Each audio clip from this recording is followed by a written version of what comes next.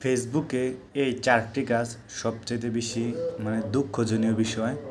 এই 4টি কাজ করলে ফেসবুক থেকে কখনো সফলতা অর্জন করতে পারবেন না।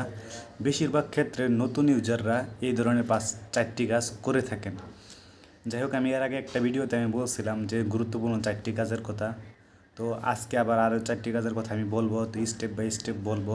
তো যারা নতুন আছেন তারা এই ভিডিওটা কন্টিনিউ করবেন, তাহলে কিন্তু অনেক কিছু জানতে পারবেন এবং শিখতে পারবেন। তো চলুন আমি যে 4টি কাজের কথা বলি। আসলে মিউজিক, আমার যদি থাকতো, ক্ষমতা থাকতো কিংবা কোনো কিছু থাকতো, তাহলে আমি মার্ক জুকারবার্গ, যে ফেসবুকের মালিক, ওনাকে জিজ্ঞাসা করতাম যে স্যার, আপনি যে ফেসবুক এত সুন্দর সুন্দর মিউজিক দিয়েছেন, এগুলো ব্যবহার করতে দেন না কেন? আসলে মিউজিকটাই হলো ফেসবুকের মূল সমস্যা। আমরা যারা ফেসবুকে কাজ করি তাদের মূল সমস্যাটা হচ্ছে মিউজিক। ফেসবুক থেকে যদি মিউজিক নিয়েও যদি ব্যবহার করেন তাহলেও কিন্তু ইস্যু আসবে। আসলে মিউজিক ব্যবহার করলে কিন্তু ভিউ হয় বেশি, এটা আপনিও জানেন, আমিও জানি। আমার ভিডিওতে না হোক, আপনার ভিডিওতে অবশ্যই হচ্ছে মিউজিক ব্যবহার করার কারণে। মিউজিক ব্যবহার করলে ভিডিওটা আরও কোয়ালিটিফুল দেখা যায়, মানুষ আগ্রহ করে দেখে, ঠিক আছে। কিন্তু মিউজিকটা কিন্তু খুব একটা সমস্যার বিষয়। মিউজিক যদি ব্যবহার করে থাকেন তাহলে কিন্তু ফেসবুক থেকে সফলতা পাবেন না, ঠিক আছে। তো মিউজিকটা হলো ফেসবুকের সবচেয়ে মূল বড় শত্রু। দ্বিতীয়ত হলো আপনার অন্যের ভিডিও এনে যদি আপনি আপলোড করেন, কাটসিট যাই করেন না কেন, রিসাইকেল যাই করেন না কেন, যদি আপলোড করেন তাহলে কিন্তু এই জন্য ইস্যু আসবে। তো বি কেয়ারফুল, এই জিনিসটা অনেক সতর্কভাবে ধরবেন। তো ইন্টেলিজেন্ট একটা প্রাইভেট একটা ইস্যু আছে, প্রপার্টি ইন আইটেলিতে একটা প্রাইভেট ইস্যু আছে। যাই হোক, আমি উচ্চারণটা ভালোভাবে করতে পারলাম না।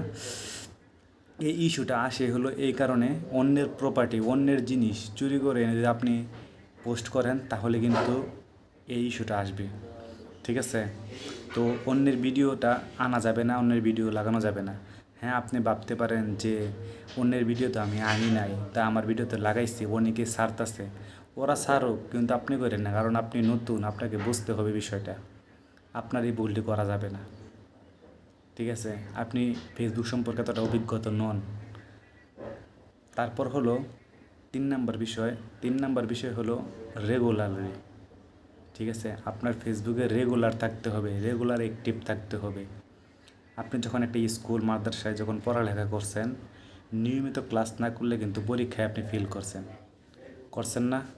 ঠিক তেমনই আপনার ফেসবুকে কাজ করতে হলে নিয়মিত অ্যাক্টিভ থাকতে হবে, নিয়মিত ভিডিও পোস্ট করতে হবে, তাহলে কিন্তু ফেসবুক থেকে সফলতাটা পাবেন।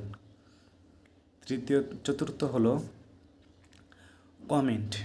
মানুষের কমেন্টে গিয়ে আজে বাজে কমেন্ট করা যাবে না, আজে বাজে মন্তব্য করা যাবে না, কোনো গালাগাল কিচ্ছু দেওয়া যাবে না। কমেন্টটা খুব সতর্ক অনুযায়ী করতে হবে, খুব বুঝে শুনে কমেন্ট করতে হবে। একই ধরনের কমেন্ট বারবার করা যাবে না।